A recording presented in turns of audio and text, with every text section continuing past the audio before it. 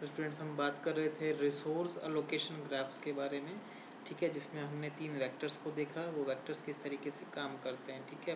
तो the resource allocation graph is the pictorial representation of the state of a system.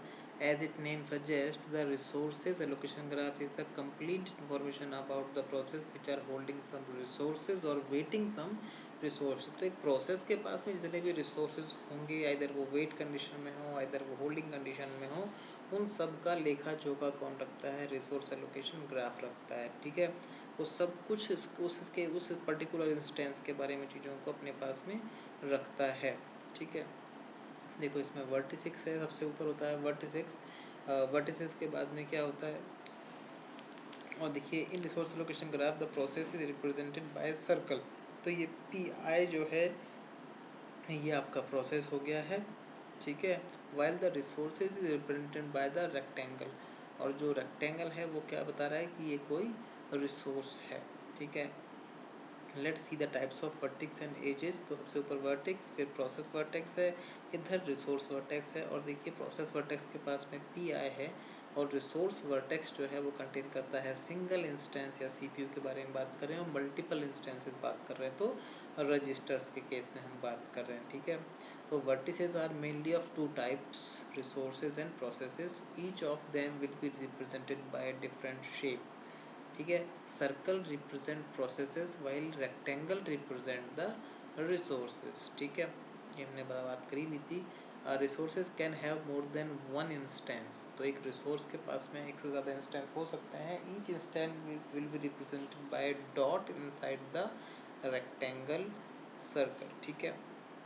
देखिए ये edges का है ग्राफ आपके पास में। एजेस के बाद में एक असाइंड एज होगा, एक रिक्वेस्टेड एज होगा।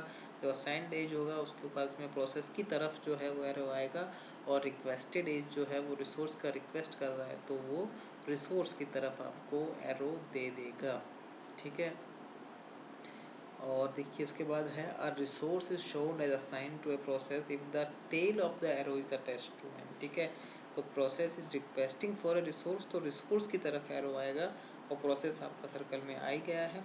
और अगर एक रिसोर्स असाइंड मतलब कि इस प्रोसेस को रिसोर्स मिल गया है, तो उस केस में ये एरो जो है वो अपोजिट साइड में आ जाएगा, ठीक है। तो ये जो है आपका कंडीशन वो क्या हो गया, रिसोर्स एलोकेशन ग्राफ के नोटेशंस हो गए हैं। इसको शॉर्ट में देखो हम रैक बोलते हैं। तो डेडलॉक डिटेक्शन यूजिंग रैक, तो आप ऐसा कैसे करेंगे कि डेडलॉक आप डिटेक्शन कर लें using rack. If A cycle is being formed, तो हमने ये DBMS में भी पढ़ा है कि अगर कोई साइकिल बन जाता है और वो फॉर्म हो जाता है, तो रिसोर्सेज जो हैं वो हम बोलते हैं कि जो सिस्टम है वो आपका डेडलॉक में चला गया है। यही यहाँ पर बोल रहा है, if a cycle is being formed in resource allocation graph where all the resources have a single instance, then the system is in deadlock. In case of resource allocation graph with multi-instanced resources type, cycle is a necessary condition of deadlock but not the sufficient condition, ठीक है। The following example contains three processes P1, P2 and P3, and these three resources R1, R2 and R3, sorry यहाँ पर मैंने ये R1, R2 and R3, all the resources are having single instance each. तो P1, R1, P2, R2, P3, R3, अब ये resources की तरफ है। इसका मतलब क्या है कि ये रिसोर्सेज इसको रिक्वेस्टेड हैं प्रोसेस की तरफ से, जो है वो आपका आप रिक्वेस्ट कर रहे हो, और ये जो एरो अगर दूसरी तरफ है इसका मतलब ये रिसोर्स जो है इसको असाइंड है, ठीक है। If we analyze the graph then we can find that there is a cycle formed in the graph since the system is satisfying all the 4 conditions of deadlock. तो ये देखो ये जो कंडीशंस हैं ये एक तरीके से साइकिल फॉर्म बन गई है, और जो PR3 है वो फिर P1 की तरफ जो है वो एलोकेट करवा रहे हैं। तो ये जो साइकिल फॉर्म बन गई है ये नेसेसरी कंडीशन हो गई है डेडलॉक के लिए। तो जो ये एलोकेशन हमने करवाया है रिसोर्सेज का प्रोसेस के साथ में, इसका एलोकेशन ग्राफ जो मैट्रिक्स है वो आप बना सकते हो। जैसे प्रोसेस है P1, P2, P3 हैं, और रिसोर्सेज R1, R2, R3 हैं, 0, 1 कंडीशंस में इसकी होती है।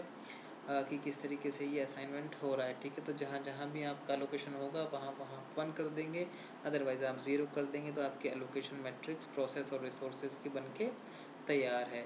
रिक्वेस्ट मैट्रिक्स भी ऐसे ही बनेगी, हाँ प्रोसेस के साथ में आप वही P1 P2 P3 के साथ में 1 0 1 0 के फॉर्म में आप चीज़ें लेकर के चलेंगे। Neither we are having any resource available in the system or not a process going to release. Each of process needs at least single resource to complete, therefore they will continuously holding one of them, ठीक है। तो ये process matrixes हैं आपके साथ में। देखिए अगर आप इसमें डिटेक्शन और रिकवरी के बारे में अगर बात करेंगे तो operating system does not apply any mechanism to avoid और prevent the deadlocks. Therefore, the system considers that the deadlock will definitely occur. In order to get rid of deadlock, हमको क्या करना पड़ेगा, कुछ रिकवरी मैकेनिज्म का भी जो है यूज़ करना पड़ेगा। तो उसके लिए आपने क्या किया, operating system can detect a deadlock with the help of resource allocation graph, जो हमने देख चुके।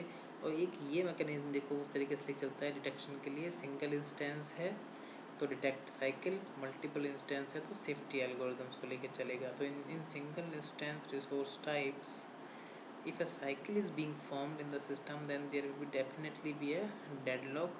On the other hand, in multiple instance resource type graph, detecting a cycle is not just enough, ठीक है। We have to apply the safety algorithm on the system by converting the resource allocation graph into the allocation matrix and request matrix। तो हमको सिर्फ detect करने से काम नहीं चलेगा, जब मल्टीपल इंस्टेंस में ये चीज़ होगी तो आपको जो है वो मैट्रिक्स भी बनानी पड़ेगी, सेफ्टी एल्गोरिदम्स भी लगानी पड़ेंगी, ताकि आपका डेटा जो है वो रिकवर हो जाए। In order to recover the system from deadlock, either operating system considered resources और प्रोसेसेस, ठीक है। तो इस तरह से वो रिकवरी के लिए बात करेगा। फिर वही चीज़ें सामने निकल के आ जाती हैं, क्या आता है, for resources preempt the resource, मतलब we can snatch one of the resources from the owners of the resources या प्रोसेस। तो कोई एक प्रोसेस होगा जो ओनर होगा, हम उससे क्या करेंगे, उस रिसोर्स को खींच लेंगे। तो उससे क्या होगा, आपका डेडलॉक कभी अगर उसमें होगा नहीं, और डेडलॉक अगर नहीं होगा तो आपका पूरा सिस्टम डेडलॉक में नहीं जाएगा। और इस तरीके से आप प्रिवेंट कर देंगे कुछ ऐसी कंडीशंस को जो कि आपके फेवरेबल कंडीशंस नहीं हैं। तो आप प्रीएम्प्ट करके भी इन चीज़ों को बचा सकते हैं। दूसरा आता है roll back to safe state. हमने पढ़ा था कि आपके पास में 2 स्टेट होती हैं, सेफ और unsafe.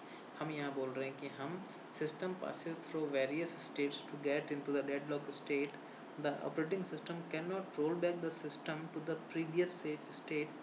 For this purpose, operating system needs to implement checkpoints to every state। तो मतलब ये खुद अपने आप नहीं होगा, तो इसके लिए ऑपरेटिंग सिस्टम क्या करेगा, हर जगह कुछ सेफ्टी चेक्स लगा के छोड़ देगा। ये सेफ्टी चेक्स क्या करेंगे, वो चेक करेंगे कि कहाँ कहाँ आपका सिस्टम जो है अनसेफ स्टेट में जा रहा है, और जब भी वो अनसेफ स्टेट में जाएगा वो रोल बैक कर देगा, और अगर सेफ स्टेट में है तो चीज़ें आगे अप्लाई होती हुई जाएंगी। तो इसलिए आप देखो ये जो 2 कंडीशंस है रिसोर्सेज के केस में, प्रीएम्प्ट द रिसोर्स और roll back to a safe state, बहुत इम्पोर्टेंस इसकी हो जाती है, ठीक है। तो ये आपका एक अलग तरह का सेफ्टी मैकेनिज्म हो गया जो यहाँ पर आपके काम आ रहा है। उसके बाद आता है किल अ प्रोसेस, कि आप उस प्रोसेस को क्या करो, किल कर दीजिए। ये भी आपकी प्रॉब्लम को सॉल्व कर देगा। तो ऑपरेटिंग सिस्टम जनरली किस प्रोसेस को किल करता है, which has done least amount of work until now, तो उसको रिकवर करने में कम टाइम लगेगा, इसलिए वो उसको किल ही कर देता है। फिर दूसरा आता है kill all process. This is not suggestible approach for can be implemented if the problem becomes very serious. मतलब अगर बहुत ज़्यादा ही प्रॉब्लम आपके सिस्टम में ना हो जाए तब तक आपको सारे प्रोसेस किल नहीं करने हैं, अदरवाइज प्रॉब्लम हो सकती है। और जब किसी से भी काम नहीं चल रहा है तो फिर लास्ट में आपको सारे प्रोसेस किल करने ही पड़ेंगे, ठीक है। इस वीडियो के लिए इतना ही।